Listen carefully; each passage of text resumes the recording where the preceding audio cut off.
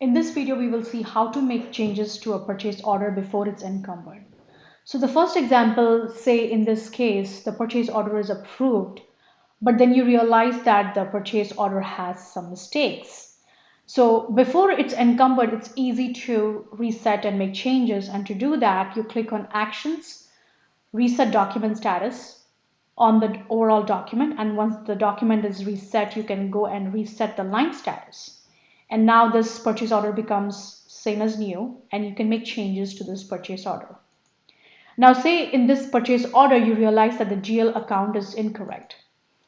So once you make changes to the GL account directly, the dimensions for the restriction codes and the RC will wipe out. So what I recommend is rather than doing that, you insert a new line. So in my example, say you want to change this GL code to software and licenses. To another GL code, say equipment maintenance repairs.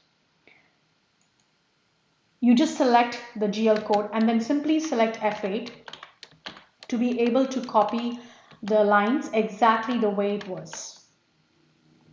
And once you accomplish that, you can go ahead and delete the line that was incorrect. So you have a new line with the correct GL code. At the same time, your amount has not changed because it is what was in the contract. Now, similar to this, you could also add taxes to the line. So again, not all purchase order will come with tax lines because again, procurement team or the program team do not understand the statutory requirements of your country. So you need to go ahead and make sure you always put in the withholding tax or whatever taxes you need to adjust when the purchase order is in new status. So in this case, say I have to pay taxes in this. I would insert a new line which is withholding taxes and say in my example I have a withholding tax of 10,000.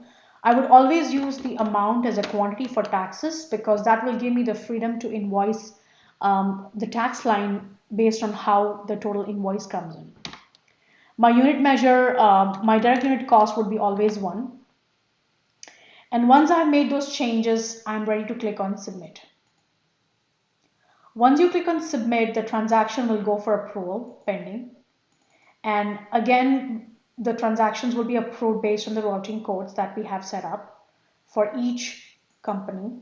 Anything which is high value will go to Home Office for approval. Once it's approved, the accounts payable team can click on post and encumber the purchase order.